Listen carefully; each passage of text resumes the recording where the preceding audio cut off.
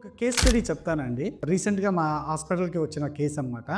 ఆ కేస్ ఏంటంటే న్యూమోసెఫలస్ అంటారనమాట. ఇప్పుడు హైడ్రోసెఫలస్, హైడ్రో అంటే వాటర్ అనమాట. సెఫలస్ అంటే మన బ్రెయిన్ అనమాట. అంటే బ్రెయిన్‌లో వాటర్ చేరేదాన్ని హైడ్రోసెఫలస్ అంటారు. అదే బ్రెయిన్‌లో గాలి చేరితే దాన్ని న్యూమోసెఫలస్ అంటారు. న్యూమో అంటే గాలి, సెఫలస్ అంటే బ్రెయిన్ అనమాట. అంటే మన మెదడులో గాలి చేరితే దాన్ని న్యూమోసెఫలస్ అంటారనమాట. దీనికి మెయిన్ కారణం ఏంటంటే హెడ్ ఇంజురీస్ అనమాట. హెడ్ ఇంజురీ అంటే అది ఏ రకమైన హెడ్ ఇంజురీ కూడా కావచ్చు.